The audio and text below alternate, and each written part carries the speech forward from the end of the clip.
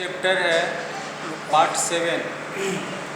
दूसरे दिन समर के मन में खुशी के भाव थे, क्योंकि वह प्रभा के सामने झुकने से बाल बाल बच गया था। खाना खाते समय उसने भाभी से पूछा कि उन लोगों ने प्रभा को मैके से क्यों बुलाया है।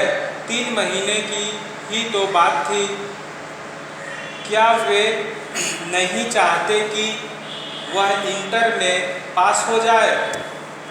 भाभी ने बताया कि अकेली मुन्नी से घर का सारा काम नहीं होता, सब स्कूल जाने वाले हैं। प्रभा और मुन्नी दोनों मिलकर कार्य संभाल लेंगी।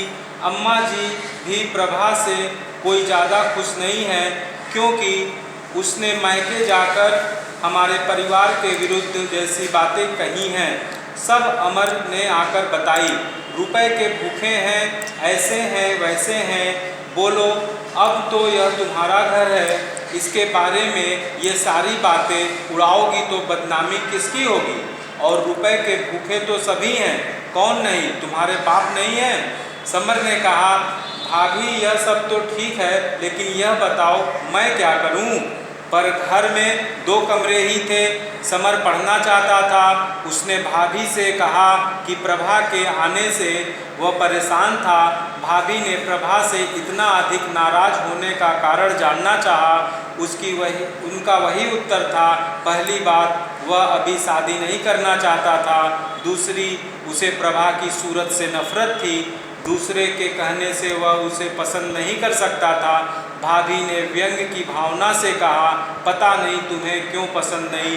मुन्नी बीबी और अम्मा जी यूँ भले ही नाराज हों, लेकिन कहती यही हैं कि घर में ऐसी सुंदर बहू ही नहीं आई। भाभी ने यह भी बताया कि उसके पिता के अनुसार उन्होंने उसकी पढ़ाई लिखाई, गाना तथा बाजा सिखाने, सिलाई कढ़ाई सिखाने में लगभग 20,000 रुपये खर्च किए थे। कॉलेज जाते समय समर के मन में विचार आया कि जब सब प्रभा को इतना सुंदर बताते हैं तो उसे एक बार देख लेना चाहिए, पर उसने कमज़ोर करने वाली उस विचार को दबा दिया। वह सोचता था कि वह साधारण छात्रों की तरह नहीं है, वह खूब पढ़कर कुछ बनना चाहता था। उस दिन वह खुश था। प्रभा भी उसके कमरे में नहीं सोई, मुन्नी उसके पक्ष में थी, शायद प्रभा उसी के साथ सोई हो। समर उसकी उपेक्षा का सबक उसे सिखाने का उपाय सोचता रहा। उसने माता पिता को अकेली संतान पढ़ी लिखी प्रभा को बर्तन मांजते देखकर उसे बड़ा संतोष हुआ। उसे लग रहा था कि उसका बदला स्वयं ही लिया जा रहा है। घर वाले उसके बने खाने में मीन मेख निकालते तो वह खुश होता, बस मुन्नी सदा उसके साथ होती। भाभी ने सबकी आशा के विपरीत एक प्यारी सी पुत्री को जन्म दिया। घर में कहा गया, लो पहली डिग्री आ गई घर में। समर बड़ा खुश था, क्योंकि घर में काम करने वाली एकमात्र प्रभा थी। उसका काम बढ़ गया था। इस समय उसके घमंड पर आघात होगा। अम्मा बाबूजी लड़की के हाथ का बना खाना खा नहीं सकते थे, अतः सारे काम का बोझ उस पर था। नामकरण के दिन 30-40 लोगों का खाना उसे ही बनाना था। प्रभा पर्दा नहीं करती थी। माँ बाबूजी को यह अच्छा नहीं लगता था। माँ ने उसे समझाया कि उसके घर में पर्दा प्रथा है, पर उसने एक भी बात नहीं सुनी। भाई साहब ने भी एक आध बार समर से कहा था कि वह बहू को पर्दा करने के लिए समझाए। अम्मा बाबूजी की मान मर्यादा तो रखनी ही चाहिए। समर सैद्धांतिक रूप से पर्दे के खिलाफ था, लेकिन अम्मा तथा बाबूजी के सामने प्रभा का पर्दा न करना उसे अच्छा नहीं लगा। 1-2 बार मुन्नी से उसने जोर से कहा था, मुन्नी तेरी यह भाभी बड़ी बदतमीज है, किसी ने आदर शिष्टाचार नहीं सिखाया। प्रभा ने उस बात पर गौर नहीं किया और धीरे धीरे घर वालों को ही समझौता करना पड़ा। प्रभा घी अधिक खर्च करती थी, घर वाले इससे भी मीन मेख निकालते थे। बाबूजी अपने बड़े बेटे धीरज के प्रति प्रेम दया का भाव रखते थे, क्योंकि घर में एक वही कमाने वाले थे। वे चाहते थे कि समर इंटर की परीक्षा देकर कुछ काम करे, जिससे घर की थोड़ी आमदनी बढ़े और बड़े बेटे पर बोझ कुछ कम हो। वे प्रभा को देखकर दूसरी ओर मुंह फेर कर उससे हाथ रोक कर घी खर्च करने के लिए कहते। प्रभा समर का हर काम बड़े सलीके से करती थी, लेकिन समर का पूरा ध्यान प्रभा को नीचा दिखाने में लगा रहता। सोचता उसके बारे में नहीं सोचेंगे, फिर उसी ओर ध्यान चला जाता। पहले यदि कोई कठिन काम प्रभा पर आ पड़ता तो समर बड़ा प्रसन्न होता। वह उसे रोते देखना चाहता था, पर वह काम से नहीं घबराती थी।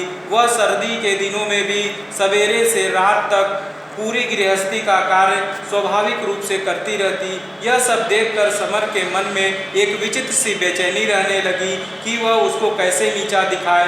भले ही प्रभा पर्दा नहीं करती थी, लेकिन वह बाबूजी या भाई साहब के सामने कभी बोलती नहीं थी। नामकरण के दिन घर वापस आने पर समर ने देखा कि घर में हल्ला गुल्ला मचा है। अम्मा प्रभा की पढ़ाई लिखाई को कोस रही थी। हुआ यह था कि सुबह जिस मिट्टी के ढेले को गणेश जी बनाया गया था, उससे प्रभा ने जूठे बर्तन साफ कर दिए थे। अब शगुन का डर था, इसलिए अम्मा बहुत चिल्ला रही थी। उन्होंने प्रभा को अंधी कहा, जिससे मिट्टी के ढेले पर कलावा बांधा नहीं दिखाई देता। उसके जवाब से त्रस्त होकर माँ ने उसके माता पिता की दी शिक्षा पर भी व्यंग किया। अम्मा रो रही थी, भाभी भी प्रभा को उल्टा सीधा बोल रही थी। समर सह नहीं सका, अंदर गया और प्रभा के मुंह पर ऐसा तमाचा मारा कि 5 उंगलियां उसके गाल पर छप गईं। वह गिरते गिरते संभली और धम से बैठ गई। समर ने उसे गाली देकर नास्तिक भी कह डाला। चाटा मारने से समर को आत्मघाती ग्लानि का झटका लगा। वह कोठरी से बाहर आ गया। वह पश्चाताप करने लगा। जिंदगी में पहली बार उसने किसी स्त्री पर हाथ उठाया था। उसे ऐसा लग रहा था जैसे उसका हाथ निस्पंद होकर गला जा रहा हो। उसने सोचा कि पहली बार वह प्रभा से बोला और वह भी गाली से बात की और तमाचे से। उसे अपने अंदर से आवाज आई जो जहर बुझी घृणा से युक्त थी, नीच कायर कमीने, यही तेरा आशीर्वाद है। वह फपक फपक कर रोने लगा। उसे अपने अंदर ऐसी ग्लानि महसूस हो रही थी कि वह अपने दोनों गालों पर जोर से अंधाधुंध तमाचे ही तमाचे मारे कि उंगलियां ही उंगलियां छप जाएं।